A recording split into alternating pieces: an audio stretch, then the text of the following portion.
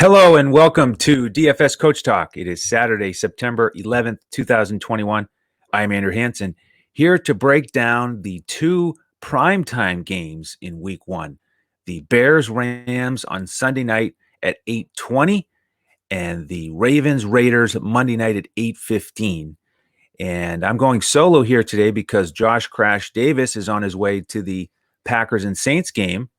And Joe Stanton, who I did the Thursday night show with, is at the Iowa State game. So those guys are out watching games in person, and I'm here in the studio, so to speak, ready to break down these two games for you. These are some big contests on DraftKings, and all eyes will be on these two games. So I want to have you ready for them. I'm going to focus on the DraftKings pricing here in this show, and let's start with Chicago. Heading to LA to take on the Rams. The Rams are the big favorites here by 9. 46.5 is the total. And I usually start with the visiting team, but I'm going to start with the Rams here as the home favorite because I want to get most of my investments here and exposure to the Rams. I love the position they're in, the excitement in the building with Matthew Stafford under center. McVay and company have to just be chomping at the bit to see how he meshes with this great receiving core. And they've got the best matchups here in this game. According to Pro Football Focus, across the board, the Rams receivers are in a better spot than the Bears receivers. And that's no big surprise because if you look at what's happened with the Bears secondary, they've lost Kyle Fuller. And then with the Rams secondary, you've got Ramsey and Darius Williams, and they were ranked the number one defense overall, according to Pro Football Focus last year. Again, if you missed the main Slate podcast, we've partnered with them this year and just absolutely thrilled about that. Love all their data analytics. And so we're using those tools to help our members succeed this year. And we're able to share some of it here on the podcast. So love the matchups for these Rams wide receivers. Cooper Kupp has the best one on paper with Duke Shelley in the slot. But you've got Woods, another stalwart here. And then how about these additions with Deshaun Jackson and then Tutu Atwell? He'll spend some time in the slot as a speedster. Of course, Van Jefferson is still there.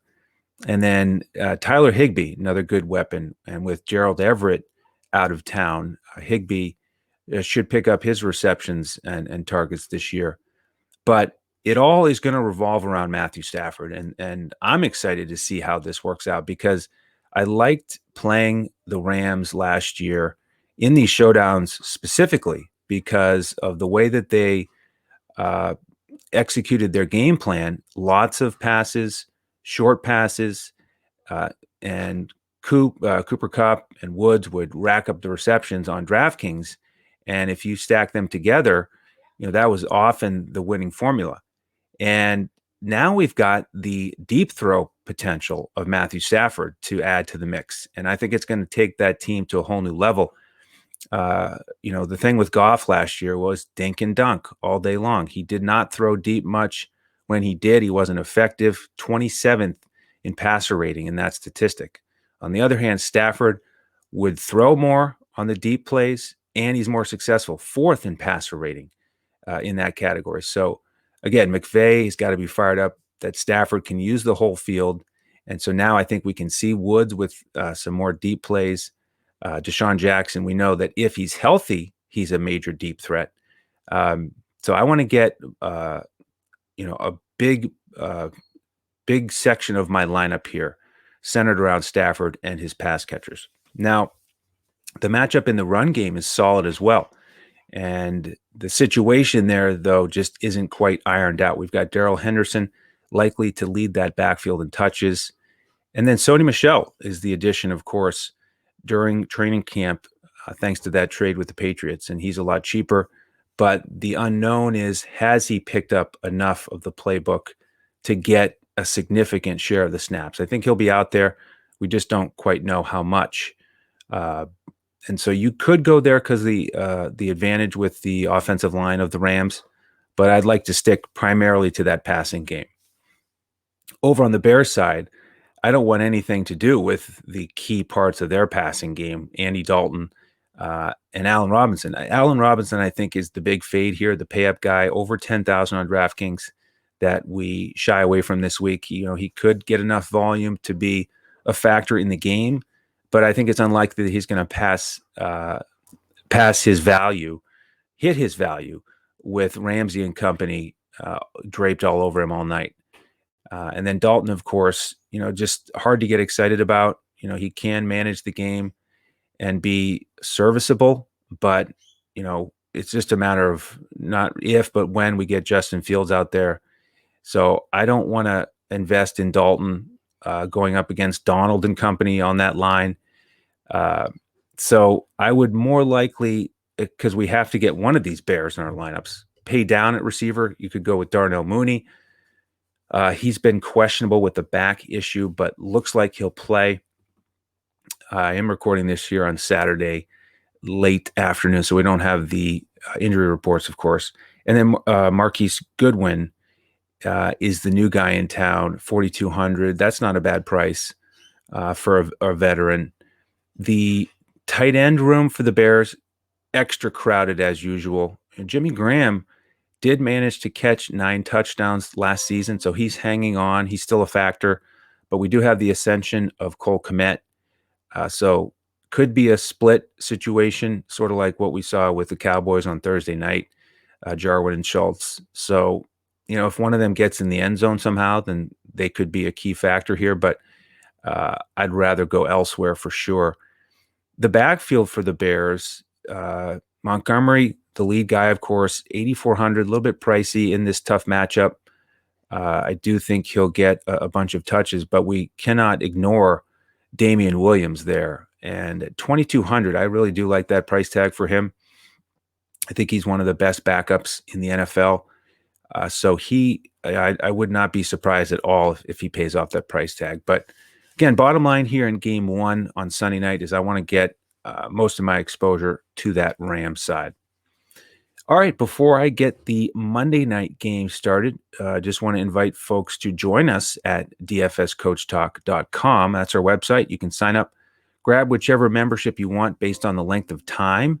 You could try our new 5-day pass this year, which we designed for the NFL season, or you can join us all season with the NFL package that runs until the day after the Super Bowl.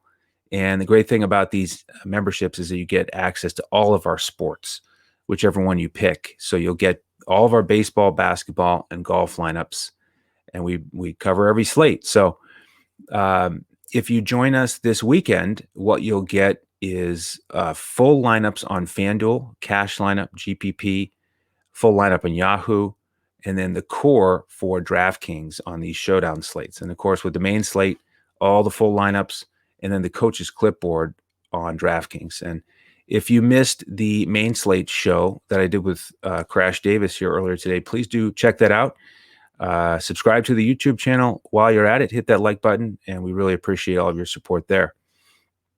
All right, let's go to game 2 here. Baltimore in Las Vegas. Again, 5 minutes earlier, 8:15 Eastern. We only have one game on Monday night here in the opening week. We've had multiple games here for multiple years, but only one game to focus on, and we should probably call it the Willie Snead Bowl, right? As he has switched uniforms, gone from Baltimore over to Las Vegas, and I'm kind of happy about that. He's one of those guys that would throw up a bunch of duds, and then all of a sudden he would get both touchdown passes from Lamar Jackson. And so I'm glad that he's out of the mix here, and we can kind of work with a different group on the Baltimore side. But yeah, other than the Willie Snead Bowl effect here, we probably should talk about the real headline, which is that Ravens backfield and all the injuries we had this summer with Dobbins, Edwards, and Hill. Really unfortunate, but we just have to go with what's in front of us. And we've got Tyson Williams and 6,800, nice price tag here. He, by all reports, will be the lead back for Harbaugh and company. And I think he has looked solid on tape. Hasn't gotten a touch yet in the NFL. But the thing about being the lead back in the Ravens backfield with Harbaugh is it's such a great system, and it's run heavy, the focus there. So really good spot for him, and we'll see what he can do. I think he will be in a bunch of my lineups. Looks like Latavius Murray might be the next man up. 6,200. Money didn't work out in New Orleans, and Baltimore is happy about that because they need some depth here. And Murray could be the lead guy here before you know it. Still getting up to speed here. Likely will not lead in touches here in week 1, but you could go with both of these guys. Again, it is a run-centric offense, and the Raiders are not good at stopping the run or the pass, really. They were ranked right at the bottom across the board in almost every defensive metric last year. So you could go with both of those, and that does work sometimes on a showdown slate. If we see a third back out there, could it possibly be the fellow named Le'Veon Bell? Could it be the other veteran, Devontae Freeman, or Trenton Cannon? He's the other guy. So we'll have to wait and see who's active and who they leave on the practice squad. But I probably won't go there. I'll probably go with Williams and or Murray. We should probably get around to talking about Lamar Jackson here with the Ravens analysis, and I think he's in a wonderful spot here. MVP caliber player, should be able to have his way with the Raiders. And 12-4, expensive, but definitely playable as your captain or as your utility spot. And the two best wide receiver cornerback matchups in this game, according to Pro Football Focus, are both Ravens guys, Marquise Brown and Sammy Watkins. So I will likely pair Jackson with one of those guys. And on a bigger slate, I often don't do that. I'll go with Lamar Jackson naked. But I want to get exposure to this entire offense. So Marquise Brown at 7,600. Watkins 5,200. We know that he can be inconsistent, but we also know that he's had some success in week 1 recently. And so that's all we need to focus on right now is what he's going to do against the Raiders. And I'm willing to take a shot with him. Probably won't go deeper than that with the Ravens receivers. And then in my first lineup, I probably won't get to Mark Andrews. He's a touchdown machine. I love the connection with Jackson. But we can't pay up across the board here, and so we have to make a sacrifice, and he might be the guy that misses out on my first lineup. Speaking of tight ends, the thing that jumped out at me here with the Raiders, Darren Waller is more expensive on DraftKings than Derek Carr by $1,000, 10.8 to Carr's 9.8, which that's just something you do not see every day. But Waller deserves it. He was a target monster last year, huge season, and much more consistent than most other tight ends. And, he can pay off that higher price tag than Carr if he racks up 8 to 10 catches, 80 to 100 yards. Maybe he gets a touchdown, and can really be a better investment than Carr if Carr isn't going to approach 300 yards and 2 or 3 scores, which is probably the way it's going to go. So I like Waller here as my favorite play on the Raiders side, even though he's more expensive than Carr. With the other receivers, I would likely go to Renfrow next. He actually has the best matchup for the Raiders in the slot, 2,800. He's a lot cheaper than the other guys. And Henry Ruggs had less than half the catches that Renfrow did last year, 26 to Renfrow's 56. Ruggs is a deep threat, and we'll have to find out if they can expand that repertoire this year and make him more multidimensional. He's 5,000 even. So fair price tag if you want to roll the dice there. Bryan Edwards, 5,600, hasn't quite smashed yet, but he is the type of guy that wouldn't surprise me if he makes a big play and is the X factor on this slate. But he probably won't make my first lineup either.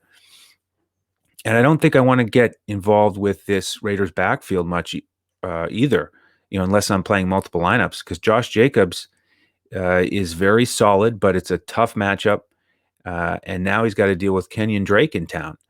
And, Jacobs, I think is still going to have the edge in touches. He is 3 years younger, but it's going to be different than in years past when it was, Jalen Richard would come out there for some third downs, but otherwise it was Jacobs all day long. It's also going to look different here in this backfield because Richard is on IR. So they've just added Peyton Barber. He's a cheap option at 2,000, but I don't think I want to go there because I'm just unsure he'll get really much action at all. So again, sort of like in that first game, the Sunday night Bears-Rams game, I really want to focus my investments on the Ravens side here and load up. You can certainly go 5 guys and 1 on DraftKings. You can also use a defense, the Ravens defense or the Rams defense in that Sunday night showdown. So hopefully this helped you all prepare for these 2 slates. If you have any questions about the games or about membership with us, you can reach out to us on Twitter at DFS Coach Talk, or you can find me at Language Olympic. And if you haven't already, please do hit that like button, subscribe to the channel, and hit the alert button so you know when these podcasts are going to post. We've done now our 3rd podcast of the week. We'll have at least that many next week. And sometimes they post at different times. So you want to hit that alert button so you know when they come out. And we're going to try to get you ready for all the key slates here. So that will do it for the Primetime show. I hope you enjoyed it. And on behalf of the entire DFS Coach Talk team, I'm Andrew Hansen. We'll see you next time as we look to crush it in DFS.